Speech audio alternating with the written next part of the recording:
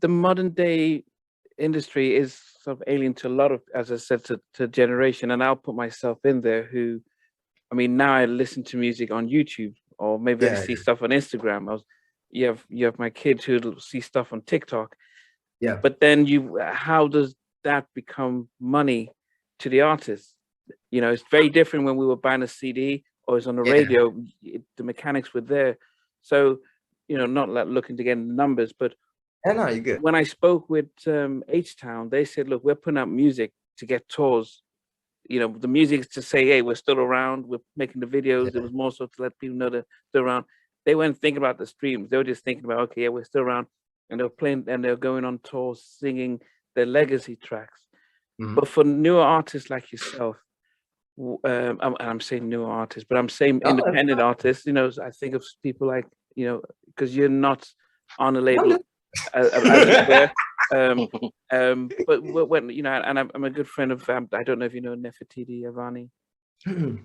Mm-mm. Okay, she's done some stuff. She just did some stuff with Fat Joe and Snoop. But I'm just saying so what I'm seeing is that you're getting the music out there, but are you looking at that and thinking, okay, good, there's the money coming from that, or is it like, nope, I need to go on tour, and that's where I'm generating my money to live as a good have a good living. Truth be told, I'm more wealthier as an independent artist than I ever was as a major. Let's start there. Two, um, there's a beauty in understanding your world of music, right? And how that world of music works for you, right? So for me, the beauty of independence is actually looking at my analytics, not just streaming, right? Because I understand, like, yeah, people consume on YouTube, right? But it's just like a sales funnel, right? You have the bigger loops closer to the beginning of it, right? So everybody has their own sale. So for me, I have to make my world as big as possible. So my sacrifice in a lot of things could be to other people a novelty. But one of the biggest sales for me is my mashups, right? So that's ring one of my cylinder. I go in the boxes and I do wop and ooh, woo, woo, woo, woo, woo, woo, woo, woo, and maybe you'll listen to my music, but maybe not. Then there's a ring two. The ring two is you listening to my music and you actually liking a song, right? Then the next ring around that is to make you a supporter or a subscriber or a member that is attached to me. Ring three. Ring four is making you a believer, right? Or make you curious enough to see, is he worth the dollar when I go to a tour? And even when the touring doesn't work, to understand your business to say, okay, now here's the beauty of cover licensing, right? You still make money off of cover licensing. You still make money as far as within the analytics of DSPs. You have satellite radio. You have so many different outlets where you can make the return on your investment, right? And I think for a lot of artists, they don't build their world big enough in order to really see how much they can actually make from off of their ability. Preach. I'm not afraid to get my hands dirty. I'm not afraid to say, we're in the middle of a pandemic and we're not touring. And when I'm not making money from this avenue, but you know what, let's create a show called The Mashup Show. And we're going to invite OGs and vets on like Avant and Selena Johnson and all of these amazing artists and SWV, and we're going to have fun. And I don't know where this is going to take me, but let's just have this in the can. You know what I mean? Until there's sponsors that come about. Shout out to Respect the Roots to say, hey, we want to do product placement on your show. You don't do product placement on my show. That's money. You know what I mean? You establishing a relationship with the Sirius XM. Shout out to Heart and Soul on Sirius XM and BJ Stone and Cayman Kelly and and Miss Michelle. Them giving me an opportunity to say, hey, we want you to be a guest DJ. Some artists may not have built their world big enough, and they'll be like, nah, I don't really do guest DJ stuff. It's a missed opportunity, right? So it limits their ability to make money in different outlets. In this nature of the business of the music industry, you have to display as many talents and as many abilities as you possibly can in order to create a business structure for yourself. I mean, I can go on and on about this stuff because it's so many different ways that I create money for myself. You know what I mean? Like, I could care less about Spotify playlisting me when I own a part of Spotify as far as in stocks. I understand their analytics to say, hey, thank you for this 1 million streams. Thank you for this 2,500. And I'm going to put this 2,500 into my Webull account, and I'm going to make a couple of $100 from that. And then I'm going to flip that, and I'm going to do it again. So that money that I was sitting on for a month or 2 months of just, you know, getting a couple of pennies in the bank, now the same DSP that thinks that they're cheating me, I'm making money off them, right? So I ain't worried about that stream when y'all making me money. Thank you, Cardi B and everybody else that's making this work, because I'm a part of the Spotify business, not the music, the business. And so for me, I think in those, you know what I mean? I think in those ways to make sure that I never have to go without. You know what I mean? Like, it's more than just like putting music out to go on the road. Now, more so than anything, going on the radio equates to going on the road, right? Like, what I've understood as far as radio, especially right now, is, you know, you have these records and people have this expectation to say, yo, you know, we're going to go on the radio and this is going to increase my following. You know what I mean? Like, we're going to do this, and that. And it doesn't, because it's a different format, right? It's an older format in the sense where, you know, shout out to my aunties and uncles. They ain't going to Shazam it, right? No. They're going to listen to it.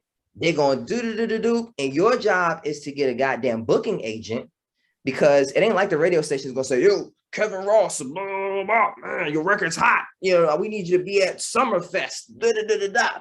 Your job is to find as many people that understand your world or that can help to build your world or assist with your world, to say, then if you got a record on radio, you hire a booking agent to say, all right, this record is playing really well in Columbus, Ohio. Now let's find a promoter in Columbus, Ohio to make sure that we get our money's worth there. We tell that promoter how much is spending there. They'll feel the effect of it to say, okay, how many spends? All right, cool. Turn on the radio. See, you hear it? All right, cool. So when are we performing? You know what I mean? So it's that's a whole nother way. And that's just the live aspect. But if we take that away, there's a whole, you know, it's a different ball game. It's a whole new world. Like, that people be so focused on getting playlisted on DSPs that it's like, that's only an increment of, I'm sorry. Sorry about that. That's only an increment of what you make. I mean, just before you came on, I was speaking to Matthew Knowles, Beyonce. I don't want to call him Beyonce's dad because he was more than that. Yeah. But he said that the moment he got into the music industry, the first thing he did was went to college, to upskill himself, went on every seminar you can, so that once he got in, he started to make relationships, started to know what to do, what not to do, what the perceptions about parents who have kids in the industry, so that and change that perspective, where the label execs of a Sony loved him, and he understood the business. So he understood that, look, our kids aren't going to make all the money off of the records, but we need to make money off of branding and public and dolls and fashion and all that stuff. That's where we're going to make our money from. So what you're saying is very similar, you know, going in and just not looking at, I've got a hot video and I'm big on TikTok and like, this is it, but thinking really outside of the box and really being in control of your destiny. Because I guess, as I said, as things change, what people, and what he mentioned was the fact that artists, and even Jay King, who did, who was part of, he was part of, Jay King, what's the name? Club Nouveau. Club Nouveau, yes. So he went, he said the same thing, that artists are lazy, and I think he didn't say lazy. They want to go to a label, give me the loan, give me all that money, and you've owned all my stuff because we don't want to do the work.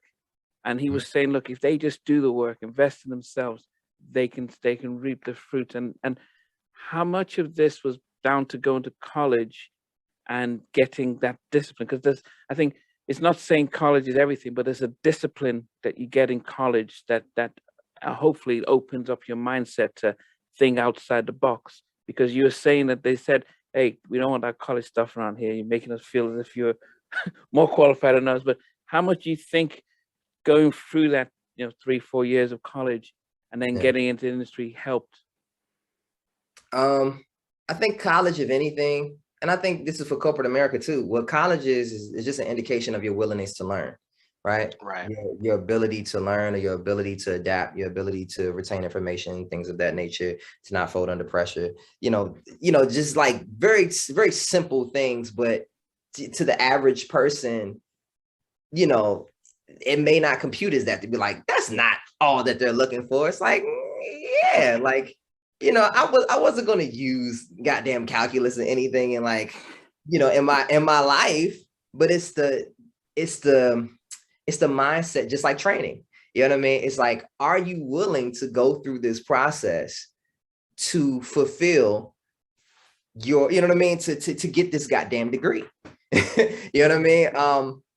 And so that I will say, college allowed for me to accept certain things, in the sense to say, okay, I'm able to learn, I'm able to adapt, I'm able to soak this in, I'm ready to soak this in.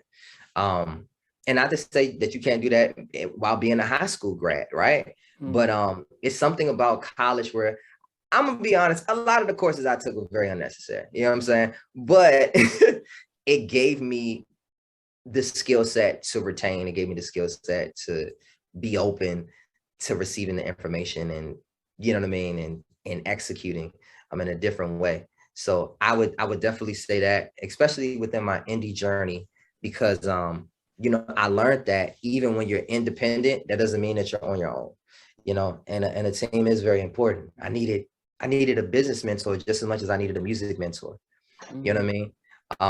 That was important, because I couldn't go on this journey and just be like, I had it all backwards. I had it all wrong.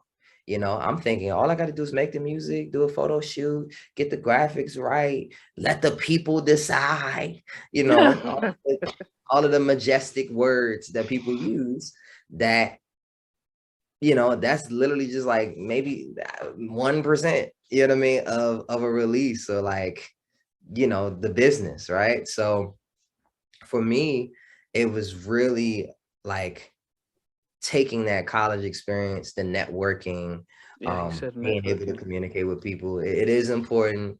I wouldn't recommend anyone going into debt for it. I always tell, especially kids that are super talented or super intelligent, if your GPA is 4.0 and above, there's no way that you shouldn't be going to school on a scholarship, because you are a prime example of what the school desires and what they need. So that's just on a scholastic level. On a musician level, if you're extremely talented and you killing on YouTube or whatever the case may be, and they found you and they ain't not willing to give you a full scholarship, I'd say go where you're appreciated. You know what I mean? And if college isn't for you and you have a clear path on what you want to do, then do it. I know for me, I did not know what the hell I wanted to do at 17 years old. You know what I mean? So college was for me to kind of figure out who I wanted to be, who I was becoming. So it was necessary for me. Went into debt. Well, hey guys, thanks for watching. Please remember to subscribe and turn on your notification. But better still, check out our membership, where you can get to watch these videos from day one, as well as our monthly meetings when we get to meet up and talk with myself and the rest of the people who are members, but also some exclusive interviews, which I don't get to broadcast. But thanks for watching, and hope to see you soon.